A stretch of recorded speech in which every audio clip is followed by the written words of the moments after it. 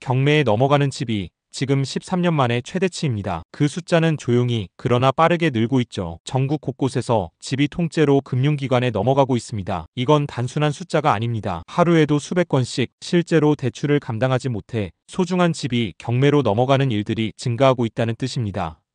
그리고 지금 이 상황, 2009년 금융위기보다도 더 심각합니다. 통계가 작성된 이후 지금이 역대 최다입니다. 그런데 이렇게 중요한 사실, 뉴스에서는 대부분 상세히 다루진 않죠. 그래서 오늘 이 영상을 준비했습니다. 이건 단지 부동산 이야기가 아닙니다. 우리의 현재, 그리고 앞으로의 경제 상황과도 깊게 연결된 문제입니다. 끝까지 시청하시면 지금의 현황을 알 수 있습니다. 오늘 이 영상, 지금 상황을 이해하는데 꼭 필요한 정보로 꽉 채웠습니다. 이번 영상에서는 첫째, 대한민국 경매 시장이 왜 이렇게 폭증했는지, 둘째, 서울과 지방의 낙찰 흐름이 얼마나 갈라지고 있는지, 셋째, 그리고 실수요자에게 어떤 기회가 열리고 있는지를 구체적인 수치와 사례로 하나씩 짚어드리겠습니다. 부동산 투자자든 내 집 마련을 고민 중이든 지금 무슨 일이 벌어지고 있는지 정확히 이해할 수 있는 시간, 바로 지금 시작합니다. 지금부터 대한민국 경매 사상 최대 물량의 진실 하나하나 파헤쳐 보겠습니다. 매매가 늘어난다는 건 결국 집을 지키지 못하는 사람이 많아졌다는 뜻입니다. 그런데 왜 이렇게까지 많은 집이 경매로 나오는 걸까요? 이유는 단순합니다. 집값은 떨어졌고 이자는 올라갔고 월급은 그대로이기 때문입니다. 특히 이 흐름은 2020년부터 시작된 제로금리 시대의 후폭풍입니다. 왜 그 시기에 금리가 그렇게까지 낮았을까요? 바로 코로나19 팬데믹 때문입니다. 2020년 전 세계가 멈춰섰고 경제 충격이 워낙 크다 보니 미국은 역사상 최대 수준의 양적 완화를 실시했죠. 돈을 무제한으로 풀면서 기준금리를 거의 0%에 가깝게 낮췄습니다. 그리고 우리나라 한국은행도 미국을 따라 기준금리를 0.5%까지 인하했었던 거 기억하시죠? 사실상 제로금리 시대가 시작된 거였죠.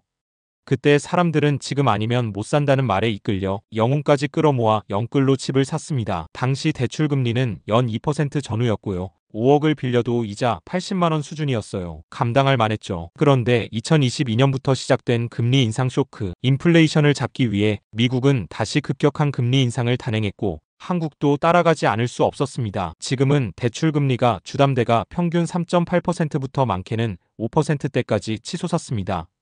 같은 5억 대출을 받아도 예를 들어 4%만 잡아도 이자가 200만원으로 2.5배 가까이 뛰어오른 겁니다.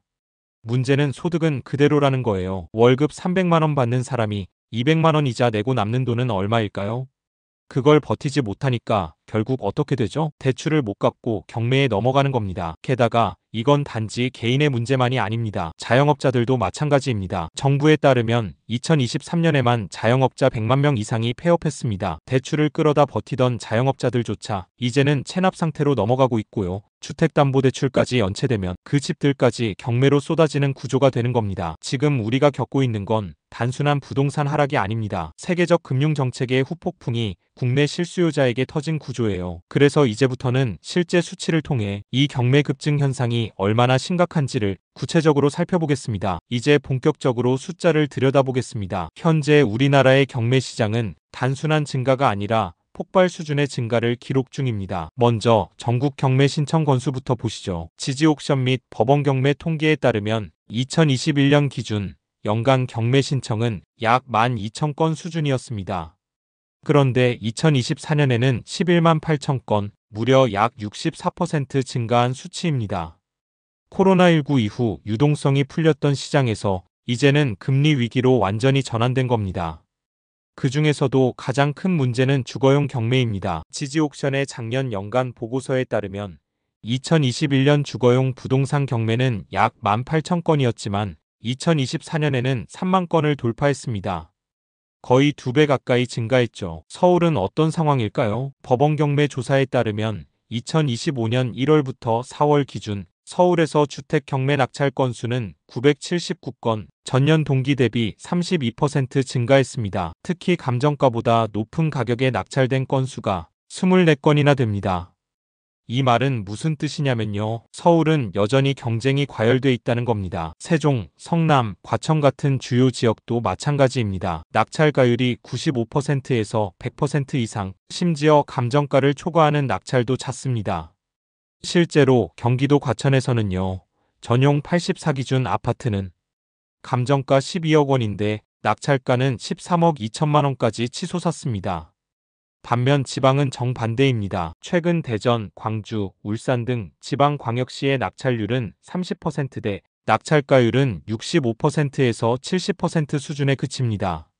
한마디로 서울 수도권은 입찰 과열인 반면 지방은 관심 부족이라는 양극화 현상이 벌어지고 있는 겁니다. 요약하자면 이렇습니다. 전국 경매 건수는 3년 새 60% 이상 증가하였고 서울 세종 수도권은 감정가, 초과 낙찰도 등장했습니다.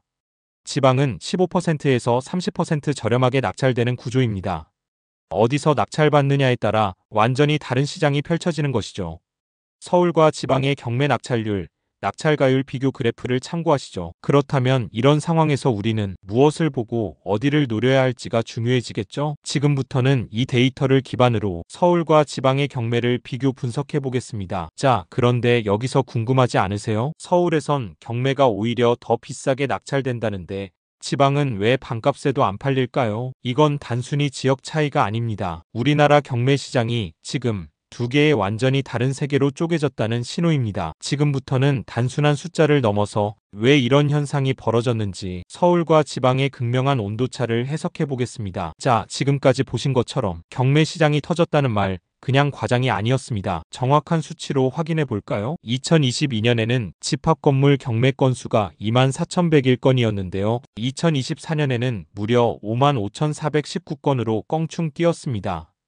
딱 3년 만에 130% 이상 폭증한 거죠. 전체 부동산 경매 건수도 마찬가지예요. 6만 5천 건에서 13만 9천 건, 그러니까 2배 넘게 늘었습니다. 그럼 여기서 궁금하시겠죠? 이 집합 건물이라는 게 정확히 뭘 말하냐? 아파트, 연립주택, 다세대, 오피스텔, 상가까지 포함된 개념입니다. 특히 아파트는 비중이 가장 크고요. 연립 다세대는 최근 전세 사기 여파로 경매 유입이 엄청나게 늘었습니다. 오피스텔도 공실률과 투자 심리 위축으로 증가세고요. 상가는 말할 것도 없이 임대 수요 자체가 줄어들면서 경매 물건이 많아졌습니다. 실제로 서울 강서구를 보면요. 경매 건수가 1년 사이 284건에서 1002건으로 폭증했어요. 무려 253%나 증가한 겁니다. 구로, 금천, 관악 같은 지역도 2배에서 3배까지 증가했죠. 대체 왜 이렇게까지 경매가 늘어나는 걸까요? 크게 4가지 이유를 꼽을 수 있습니다. 첫째는 고금리 장기화입니다. 2021년만 해도 기준금리가 1%대였는데요. 지금은 최소 3.71%대 수준에서 오래 유지되고 있죠. 대출 이자가 3배 이상으로 늘어난 겁니다. 둘째는 영끌족의 붕괴입니다. 금리가 낮을 때 대출을 왕창 받아서 집 산 분들 지금은 이자 감당이 안 되니까 경매로 넘어가는 거죠. 셋째는 전세 사기와 깡통전세 문제예요. 세입자한테 보증금을 돌려주지 못하고 집주인들이 결국 압류와 강제 경매에 내몰리고 있습니다. 넷째는 매매 시장 자체가 침체되면서 채권자들이 집을 그냥 팔지 못하니까 경매로 회수하려는 사례가 늘어난 겁니다. 여기까지 보면 시장 자체가 위태롭다는 걸 알 수 있지만 더 중요한 건 서울과 지방의 온도차예요. 서울과 세종 같은 인기 지역은요. 경매 물건이 나오면 오히려 더 치열해집니다. 낙찰률은 45%에서 50%, 낙찰가율은 95%에서 100%를 넘기도 해요. 감정가보다 비싸게 낙찰되는 경우도 있을 정도예요. 이쯤 되면 경매가 아니라 그냥 프리미엄 붙은 일반 매물 시장이라고 봐야죠. 반면에 지방은 어떠냐? 낙찰률은 30%도 안 됩니다. 100건 중 70건이 유찰되고 그중 일부는 두세 번 유찰돼서 감정가의 절반 수준에 낙찰되기도 해요. 낙찰가율도 60%에서 75% 수준에 머물고 있고요. 수요 자체가 없다는 뜻이죠. 정리해보면 이렇습니다. 서울과 세종은 실수요자와 투자자 모두 살아있어서 경매도 과열입니다. 사실상 분양 경쟁처럼 되고 있는 거죠. 반면에 지방은 수요가 빠지면서 유찰이 쏟아지는 시장입니다. 싸게 살 수는 있지만 유동성도 부족하고 물건의 회전도 느리죠. 그래서 이 흐름을 모르면 좋은 물건도 못 보고 지나칠 수 있고요. 이 흐름을 이해하면 타이밍과 지역 선택의 기준이 완전히 달라집니다. 자, 그럼 이제 이 흐름 속에서 우리가 어떻게 접근할 수 있을지 반전의 관점으로 다시 한번 정리해 드릴게요. 여기서 한번 시선을 바꿔볼까요? 우리는 흔히 이렇게 생각합니다. 지방 경매, 유찰되고 안 팔리는 데는 다 이유가 있지. 맞는 말입니다. 수요가 없고 실거주도 어려운 지역은 조심해야죠. 하지만 그게 모든 지방을 의미하는 건 아닙니다. 기회가 숨은 지방 시장 분명히 존재합니다. 실제로 데이터를 보면요. 대구 수성구의 한 아파트는 감정가가 1억 7천이었는데 2번 유찰되고 나서 1억 1,900만 원에 낙찰됐습니다. 낙찰가율이 약 70%죠.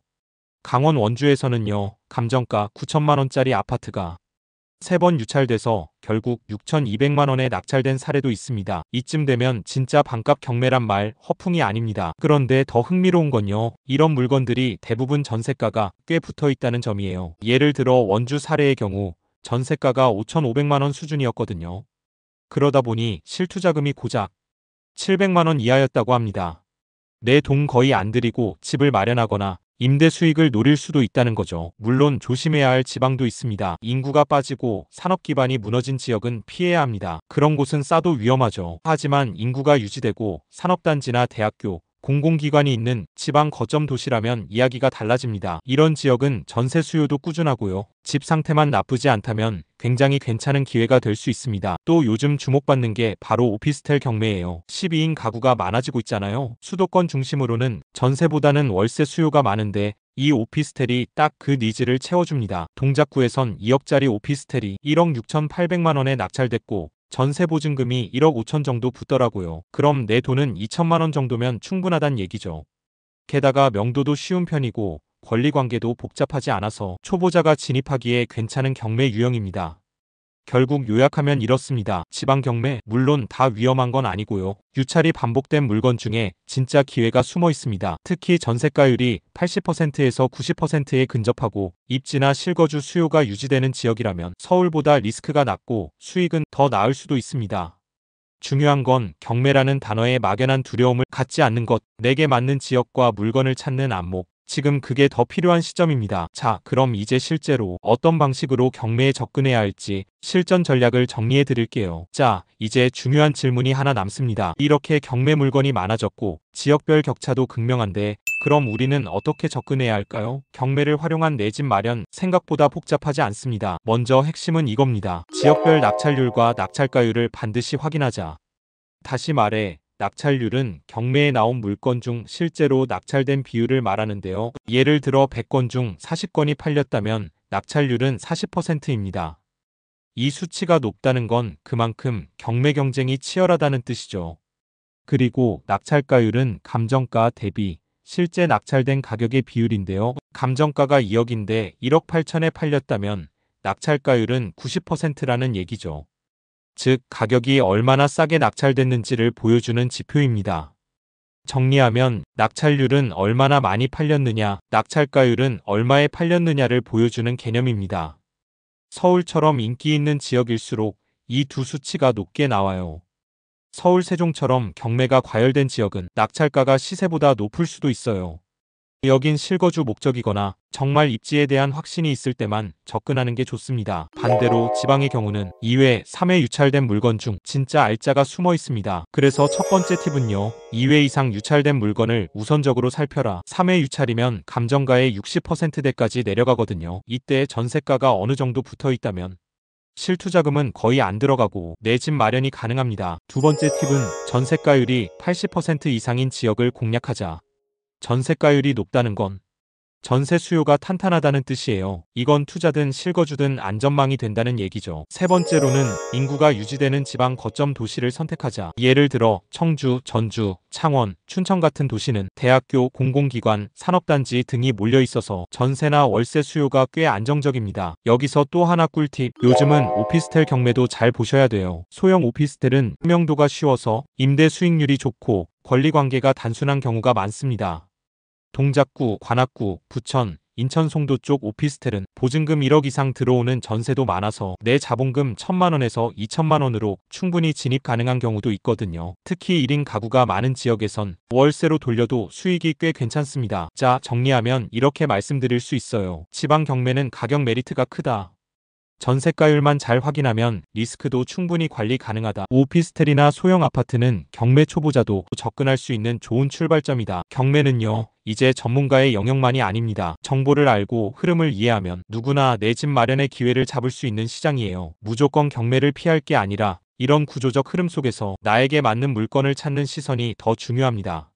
자, 오늘 준비한 영상은 여기까지고요. 경매 관련해서 더 궁금하신 점 있으면 댓글 남겨주세요. 제가 또 따로 주제 정해서 풀어드릴게요. 영상이 도움이 되셨다면 지금 좋아요 한번 눌러주시고요. 댓글로는 여러분 생각도 꼭 남겨주세요. 지방 경매에 대한 생각, 직접 경험하신 이야기 다 좋습니다. 그리고 앞으로 경매 입문자분들을 위한 실전 콘텐츠도 준비 중이니까요. 관심 있으시면 구독 알림 설정 꼭 해두세요. 빠르게 변화하는 부동산 시장 재빠르게 안내하고 있으니 놓치면 진짜 아쉽습니다.